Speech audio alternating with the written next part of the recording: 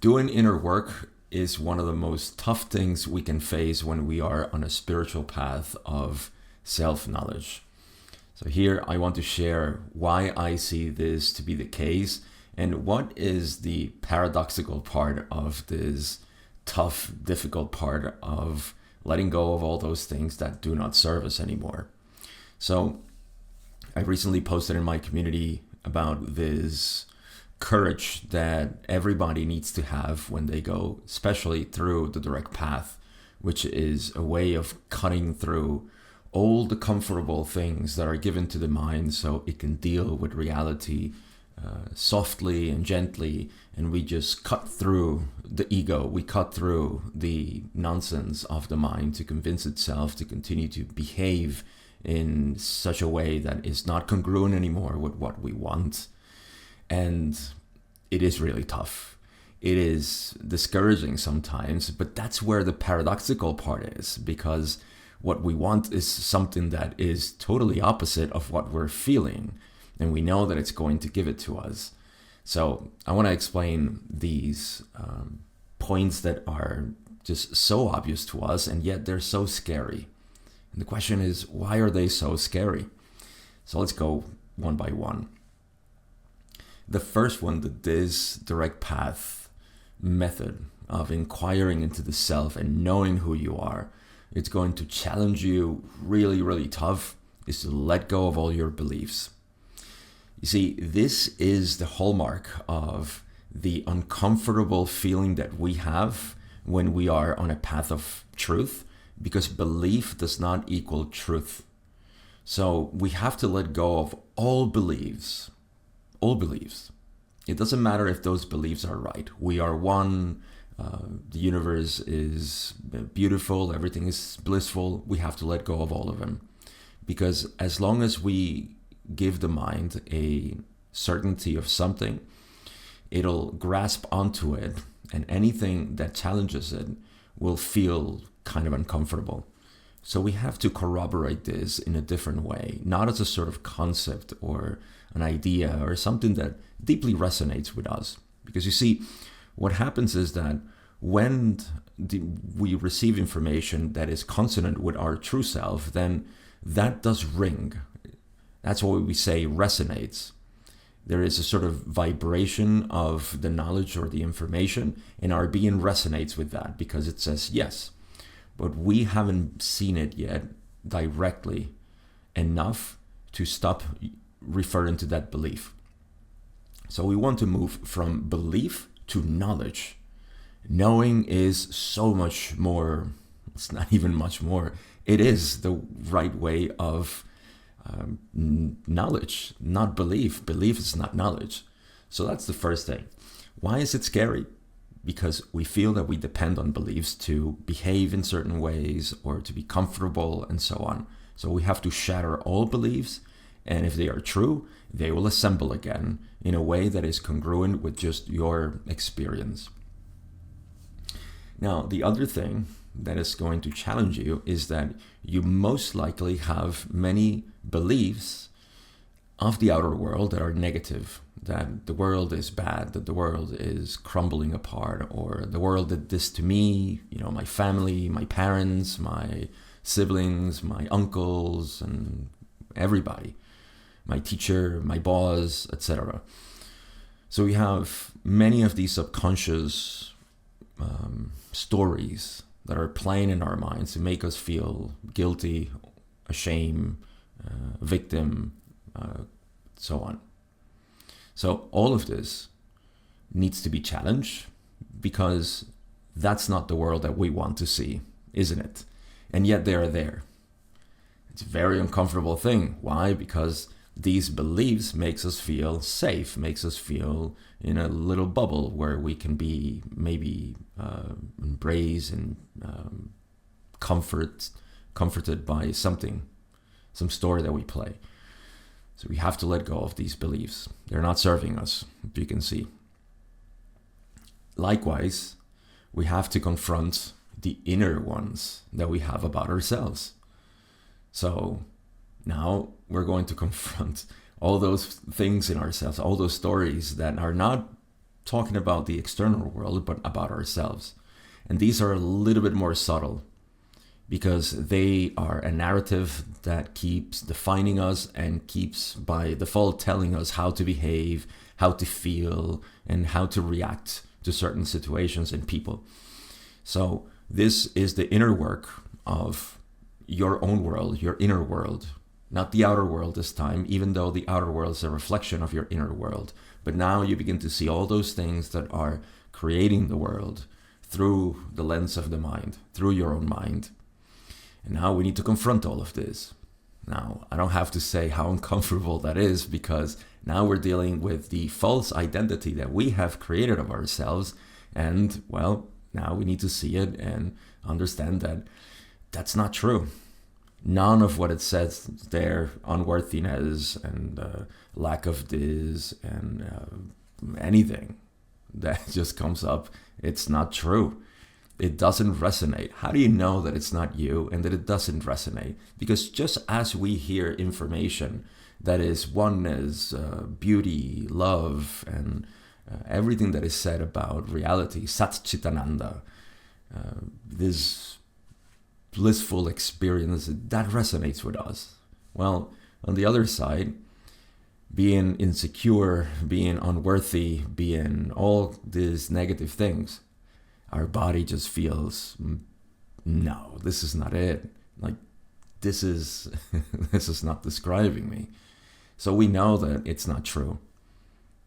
So we need to go through and not substitute it with more beliefs. We're not going to use affirmations and use all kinds of adornments to say, no, I am more, I am this, even though that is the truth.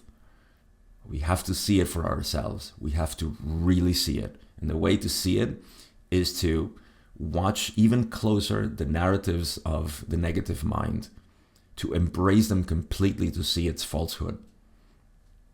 And that takes a challenge.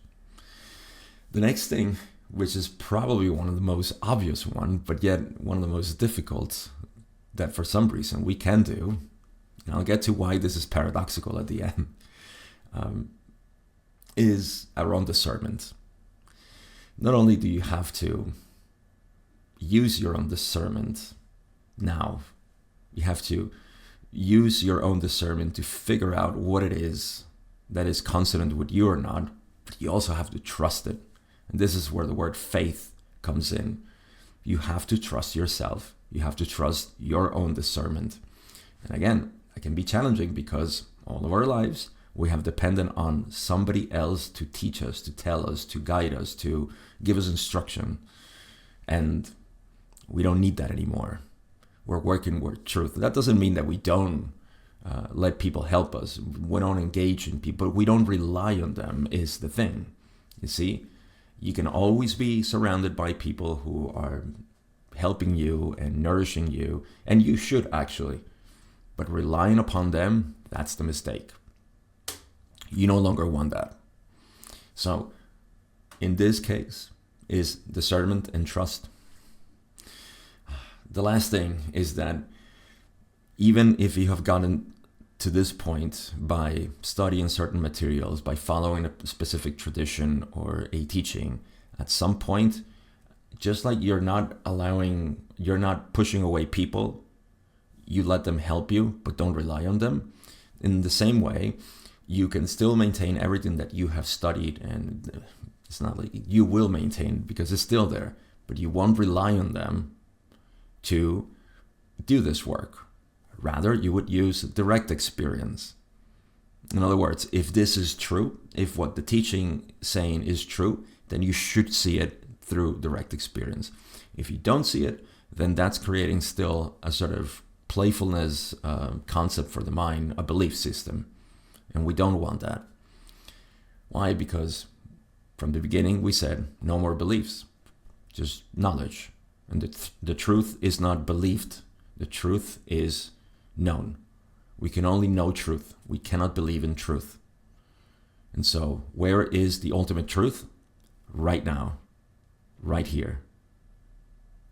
And how do we call that? Direct experience. So you see, all of this seems challenging. But why? what I'm asking you to do is to stop believing and start knowing. Everybody loves that. I don't want more beliefs. I want pure knowledge. Of course you do. I'm asking you also to stop looking at the world so negatively. Everybody would get that deal easily. Then I'm telling you, look at yourself, accept who you are, and love yourself. Everybody would take that deal too. Then I'm saying, trust that what's coming through you is the real information. Trust yourself. Everybody would take that deal too. Instead of trust other people or trust something else. Everybody would take that deal. And then do it all without the need to refer to anything else, just through your present moment. Everything that this is asking you for is to have the easiest, most beautiful possible life that you can have. And there's more to it. But this is what came to mind as I thought about this. And why does it feel so difficult? Well, the reason is because there is something that we call ego or separate self. Now, this is not to put the blame on some entity, because the ego is simply a belief. So, the reason why that's there is because there's still a vivid image of yourself, very convincing, telling you, let's keep all of this. Let's not go down that path that is going to erase who we are. It's like a little voice telling you, let's not move away from what we are. We feel comfortable here. And my guarantee is that you will feel joyful at the death of the ego. Even though if it feels terrifying sometimes, it feels like you're going to die because your identity is so mixed up with this image that it is true, it will die. It must die because it's not serving us anymore. Just like dead cells need to die in the body. They've served their function in the body. They're gone. We don't mourn them. And we need to shed all our dead cells. Likewise is the ego. We're holding on to it because we don't know the alternative. That's what the direct path shows you. The alternative, which is the true alternative or the true choice, the only one that there is, to be yourself. And it takes all of this. Pure knowing, stop believing, no more negative outlook or worldview, no more negative inner worldview, trusting your own discernment and doing it all here and now without the need for any substances or special states of mind or anything else that the mind may put up as once we do this, through this, it's going to be better. This is the path that takes courage, but it's the most efficient one to let go if you're ready to let go of everything, to reveal who you are. Thank you for watching this video. I hope it's helpful as usual. You don't have to do all of this by yourself. If you want a community that can support you and help you through this, and you can engage with us in there, it's all for free. All you need to do is go to the link in the description where you can go to my community. Just a couple of clicks, you join, you're part of us. You can share anything, ask anything, join our calls that are open for everybody. And just get with people that can help you and support you on this path, which again, I know it can be tough because the ego is clinging in there. If you are interested in talking to me to see how I can help you personally, there's also a link in the description where you can book a call with me, a one-on-one, where we are going to talk about your specific situation. What do you need? What do you feel is missing? And we could take it from there. Again, thank you for watching this video, for nourishing yourself in this way, and I'll see you in the next one.